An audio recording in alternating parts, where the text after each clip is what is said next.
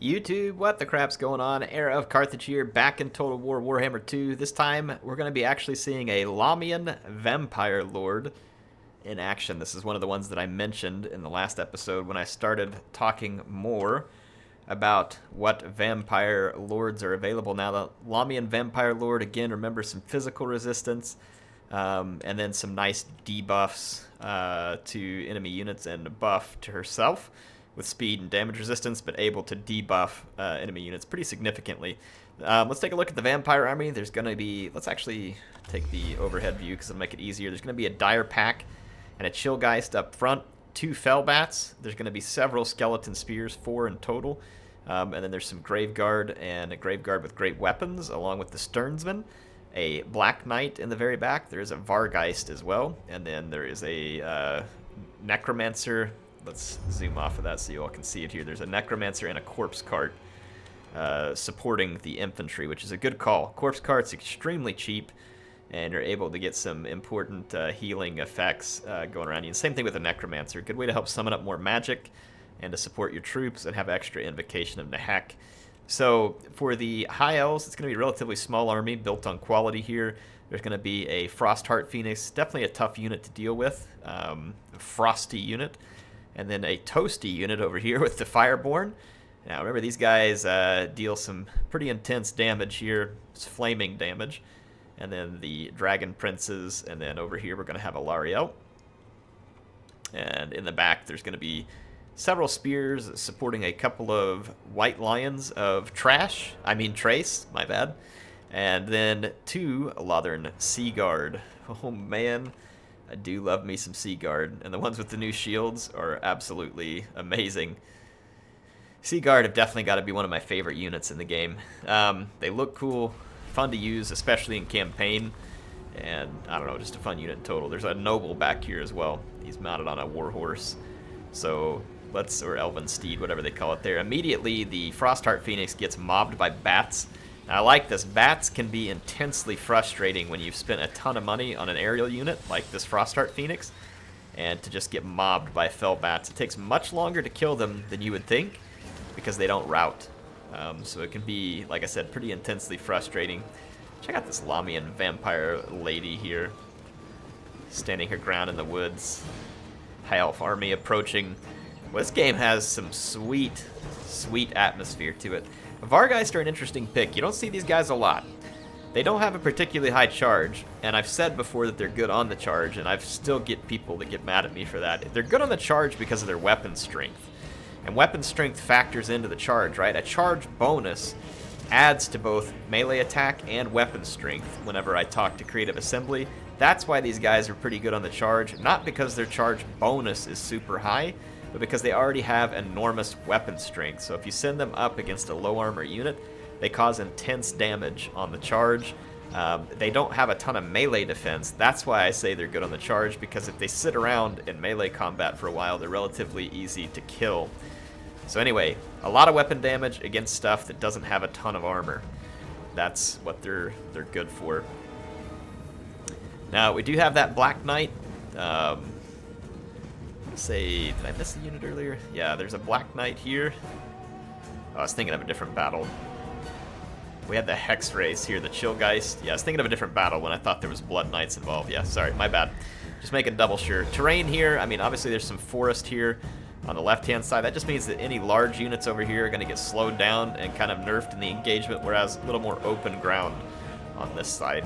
So hopefully that gives you all a good view of the overall battlefield.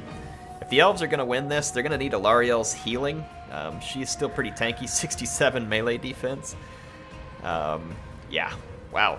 Yeah, she's still going to be tanky, and she can heal a whole lot faster than the vampires can heal between the Star of Avalorn and Earthblood. So, got to watch out for her. She can definitely trick you into fights where you will get dealt with rather quickly.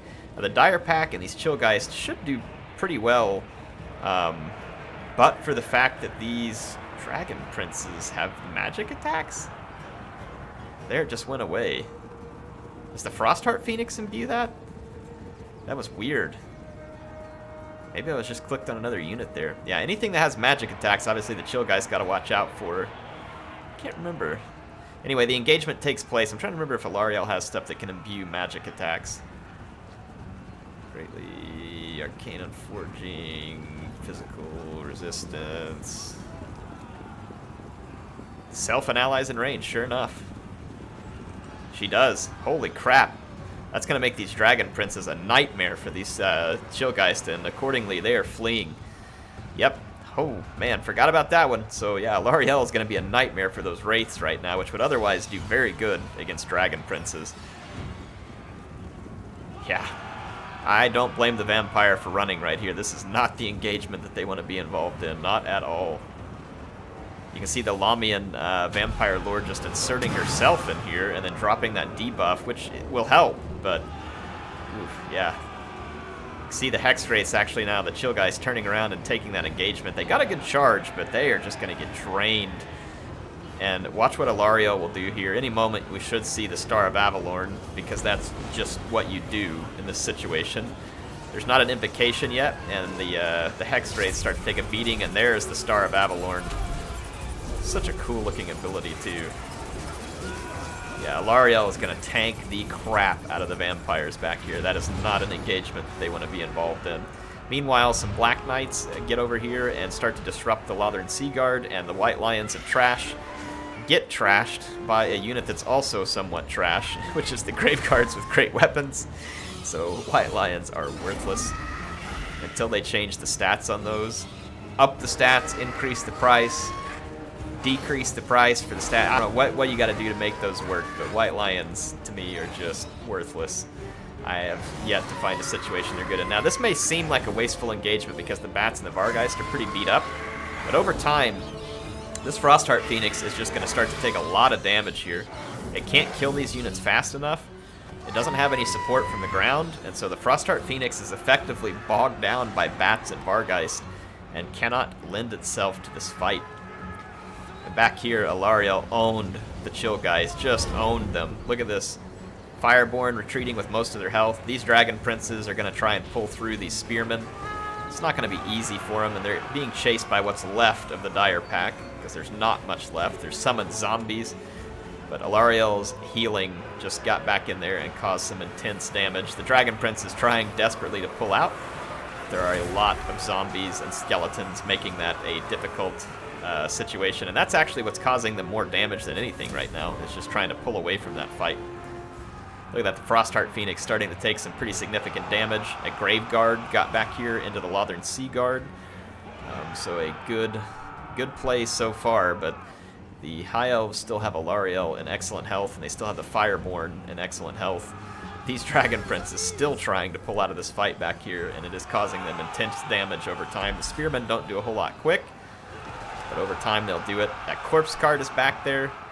This Necromancer's back there. I mean, that's a fight where the Dragon Princes will find themselves slowly drained of their life, even though Alarielle can keep them sustained for quite a long time.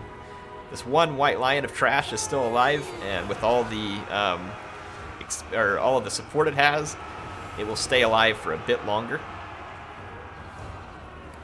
Look at Alarielle back here. The Bats, look at this. Bats taking down a Frostheart Phoenix.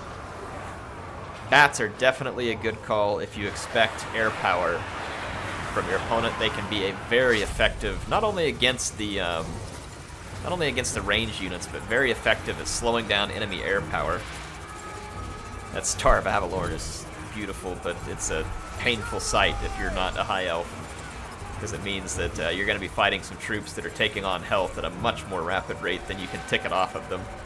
It only gets used twice, and it has a bit of a cooldown, but again, look how effectively Alarielle's used it to keep her two Dragon Prince escorts alive. And 86 kills on one, 83 on the other. They're causing some significant damage. But the High Elves are running out of infantry, and with their Frostheart Phoenix bogged down, I'm not sure that they have an answer to all the remaining Vampire Count's infantry that's supported by a Corpse Cart, supported by a Necromancer. There's going to be zombie summons, and I think that the High Elves are just going to get drowned in a pile of undead, despite their qualitative advantage here. And oh my goodness, this fight is absolutely beautiful. Fireborn back there, Alarielle with her light shining, the summoned units. Oh my goodness, this game is beautiful. So yeah, just the High Elves, like I said, likely to get drowned out here. Now, Noble's going to be a tough customer, and so will Alarielle, but as soon as they lose the Dragon Princes and the Fireborn, which they will, there's really no way for these units to continue to escape. They can try and get behind their infantry a little bit right here. More zombie summons. Got the Dire Pack. And at this point, now that a little bit of damage has been done, the Dire Pack will be a nice unit here. The Vargeist and the Bats are free. One of them's chasing down what's left of the Frostheart Phoenix. They got a heal from the Vampire Lord moments ago. So they're in slightly better health, and they're able to dive bomb in here too. You won't want to leave the Vargeist in a fight like this, and there's arrow fire coming in from a regrouped Sea Guard. But again, you can see that the Elven Cavalry just being overwhelmed at this point. One of the White Lions came back from routing, because it was obvious they were going to rout.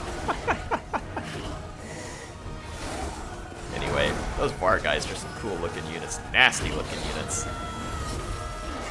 Alarielle just looks amazing in the background too. She is definitely a really fun Lord to use in this game, and very unique, powerful Lord. It's funny, you see her almost more than anything with the High Elves anymore. People have just kind of put Teclis and Tyrion by the wayside in favor of the Lady, and I can't blame them. The healing is intense, and she is tankier than you would think with all that melee defense. A good Lord, to be sure, for lots of purposes, in fact. These Vargeist are going to come shut down what's left of these Lothern Sea Guard. These guys do have spears, but they're not going to be able to handle a Vargeist attack. And at this point, it's just a matter of time as the vampires grind down what's left of the High Elves over in that other fight. There's going to be some Earth Blood to help out. Just, yeah. Youch. These guys hit with such good weapon strength that they should be killing unit models basically every time they hit them. And that's what you're seeing there, so...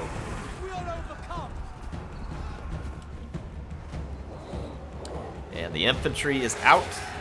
Slavian Vampire Lord, better be careful though. That High Elf Noble. They're anti-large. They've got a polearm and quite a dangerous unit to contend with. But I would assume with all the summons and stuff around, the Lamian Vampire Lord can find her way to safety, while the remainder of her troops help chew up Alarielle. Look at that. I mean, still just barely even touching Alarielle and the Noble because of the healing. Give you an idea as to just how tanky these units are, and the answer is very, very, very. So I'm going to fast forward a bit because I think we see the writing on the wall at this point. It's just a matter of cycling back through, and the High Elves leadership collapses. So fun play with a Lamian Vampire Lord there. I mean, don't get me wrong, it's an interesting pick as a Lord. I'm just not sure what the Lamian Lord brings to the table that the Blood Knight Lord wouldn't bring better, or in case you were really worried about flyers, like the High Elves definitely a faction that can bring flyers, then you would bring the Von Karstein Lord. I'm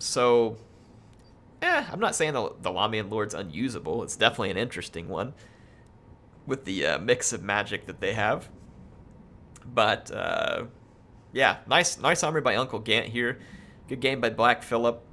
Nice tankiness there with the cavalry. Just wasn't enough to pull him out. And then a lot of money invested in that Frostheart Phoenix that just kind of got pulled apart by the Vampire Flyers. Now, in the end, the Vampire Flyers probably cost roughly the same as that Frostheart Phoenix, but they did the job, finished the job, and then were able to contribute in the rest of the fight.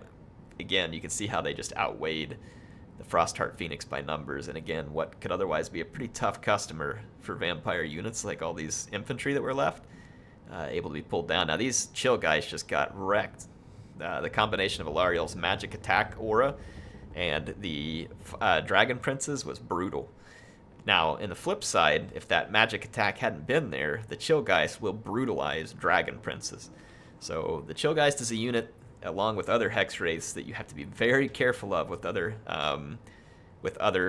heavy cavalry, unless you have the appropriate support, because they will chew through you pretty quickly. Anyway, hope you all enjoyed this one. If you did, make sure to like and subscribe if you want to see more. Because there will be more. We're going to keep talking about these vampire changes, though I'm going to take a break for one day from the patch note stuff, and we'll watch a 2v2 and then I will be back to you all with some more patch notes. We'll probably start jumping into High Elves. Hope you all enjoyed it. Heir of Carthage, signing out.